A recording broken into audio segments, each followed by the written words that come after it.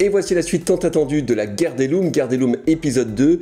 Et aujourd'hui, très grosse surprise puisqu'on va comparer les looms de deux grandes marques horlogères, Rolex et Omega. Et pour épicer le tout, on va ajouter dans cette petite compétition une Glycine Airman Full Loom et une Direnzo DRZ02R Aérolite dont les looms nous avaient déjà décollé la rétine lors de notre revue que je vous mets en haut à droite de l'écran. Que des looms d'exception donc, on regarde ça tout de suite. Mais avant ça, je voulais rapidement vous parler de la montre que je porte à mon poignet aujourd'hui, la Fidèle de Manim, une montre sport chic, étanche à 200 mètres, couronne vissée, bracelet sans maillons centraux, revêtement anti-rayures. Elle est formidable, super agréable au porter. Je crois qu'il y en reste encore quelques-unes en vente, je n'en suis pas sûr. En tout cas, j'en ai fait la revue dans sa version cadran terre de Sienne. Ici, on a une version cadran champagne. Je vous mets cette revue en haut à droite de l'écran. Mais trêve de bavardage et que la lumière soit.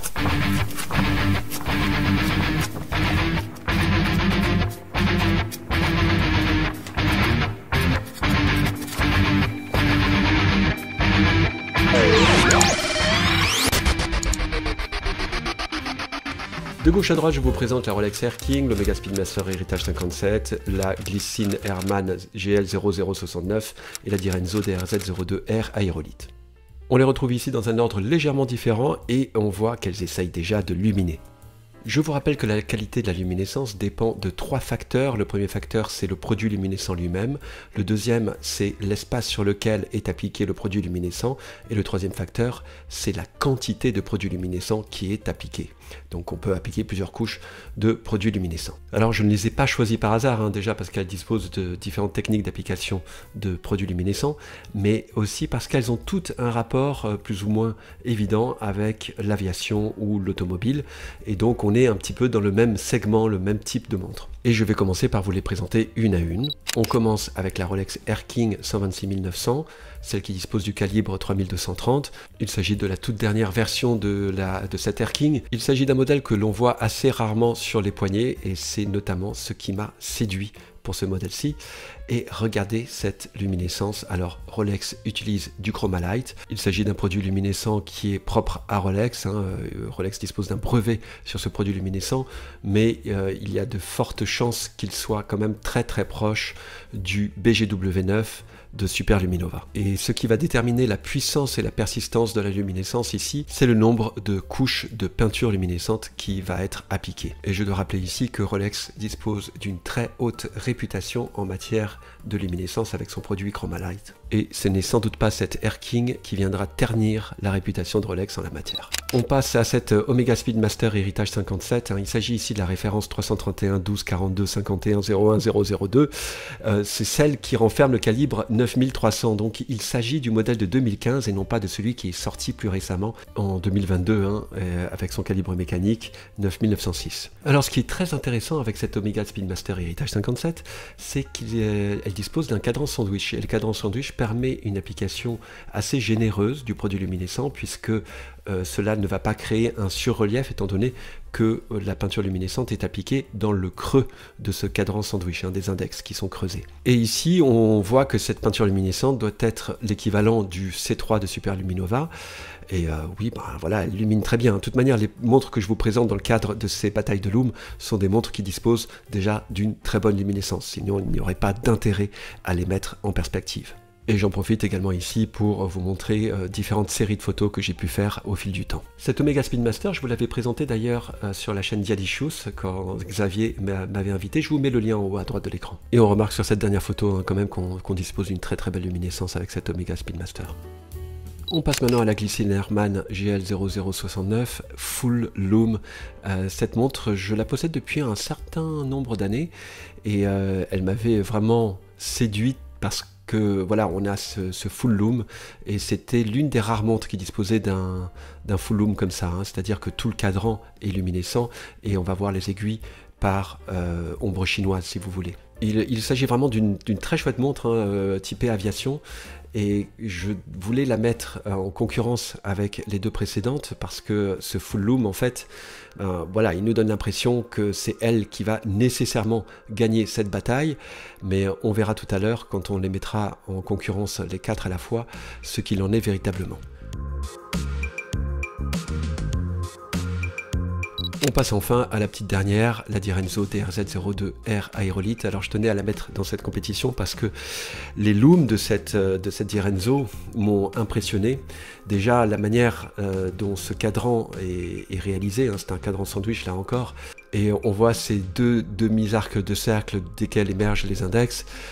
Ce guichet date qui est entouré aussi d'un produit luminescent, je trouve que c'est une parfaite réussite en tout cas.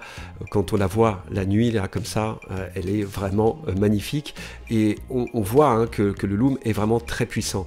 Là ici on la voit à côté de sa petite sœur, la DRZ02, avec ce produit luminescent orange, hein, c'est un produit luminescent qui n'est pas très puissant, mais quand on s'approche avec la macro comme ça de cette luminescence, on voit ce côté un peu granuleux et j'aime beaucoup cette photo. Alors la DRZ02R Aérolite dispose elle de BGW9, hein. C'est cette peinture luminescente de Super Luminova qui a ce reflet bleuté un petit peu à la manière du Chromalight de Rolex. Alors quand on voit ces 4 montres individuellement, hein, c'est vraiment, on se demande vraiment laquelle des 4 pourrait emporter cette bataille de loom. En tout cas, le match promet d'être serré. On voit ici les 4 montres qui ont été prises exactement avec le même temps d'exposition, la même ouverture et les mêmes ISO et sans photoshopage. Donc on a déjà une petite idée de la puissance de la luminescence de chacune d'entre elles ici. Et je vous propose maintenant d'observer ces 4 montres mises côte à côte en film et on va pouvoir observer laquelle de ces montres dispose de la luminescence la plus puissante et la plus persistante. Alors la plus puissante comme ça de prime abord, ben évidemment ça va être la glycine, la full loom, c'est celle qui éclaire le plus, hein. Ensuite j'hésiterai entre la Direnzo et la Rolex. Voilà, on accélère maintenant le film et on s'aperçoit que les 2 montres aux extrémités, hein, c'est-à-dire l'Omega et la glycine, leur luminescence disparaît assez rapidement, alors que la Rolex et la Direnzo se font vraiment concurrence. On a de manière évidente une meilleure persistance de leur luminescence. Il s'agit ici de BGW9 et de Chromalight, hein, qui est l'équivalent du BGW9 de Super Luminova. Alors c'est très intéressant parce que dans la bataille de loom précédente, le BGW9 avait perdu la bataille. Hein. Donc c'est vraiment une question de la manière dont on applique ce produit luminescent qui est important. Bon bah ici voilà, on voit que l'Omega et la glycine sont un petit peu à la ramasse par rapport aux 2 autres et la bataille se finit entre la Direnzo et la Rolex et après une bonne vingtaine de minutes on s'aperçoit que, j'ai envie de dire que c'est la Rolex qui l'emporte, sans doute parce que la surface sur laquelle est appliquée la peinture luminescente est plus importante, mais on voit aussi que le triangle à midi est encore plus lumineux que chez Direnzo, mais Direnzo a été une sacrée concurrente à cette Rolex. Par contre, Omega et Glycine ont complètement disparu. Donc c'est la Rolex qui l'emporte, ensuite la Direnzo. Et ensuite, j'ai envie de dire que c'est la glycine, de par le fait qu'elle a disposé d'une peinture luminescente beaucoup plus lumineuse au début, mais ensuite elle a disparu quasiment en même temps que l'Omega Speedmaster qui se retrouve, je crois, en dernière position, si vous êtes d'accord avec moi. En tout cas, on n'a pas de mesure scientifique hein, pour déterminer tout ça, c'est juste à l'œil nu, et voilà ce qu'on peut en conclure. Donc, la Rolex sort la grande vainqueur de ce petit concours. Et en conclusion, on peut s'apercevoir du fait que ni le full loom ni le sandwich dial n'a pu faire concurrence à un produit luminescent qui a été suffisamment généreusement appliqué sur la surface des aiguilles des index. Sans autre subterfuge. Donc bravo à Rolex, voilà, cette Air King ne nuit pas à sa réputation comme je l'avais supputé en introduction. Et voilà, c'en est tout pour cette guerre des looms épisode 2, j'espère que vous l'avez apprécié, si c'est le cas, n'oubliez pas de me mettre un petit pouce en l'air, abonnez-vous, actionnez la petite cloche pour être prévenu des prochaines parutions de Chronoflexion, commentez, je réponds à tous les commentaires et on se retrouve très bientôt, d'ici là, portez-vous bien.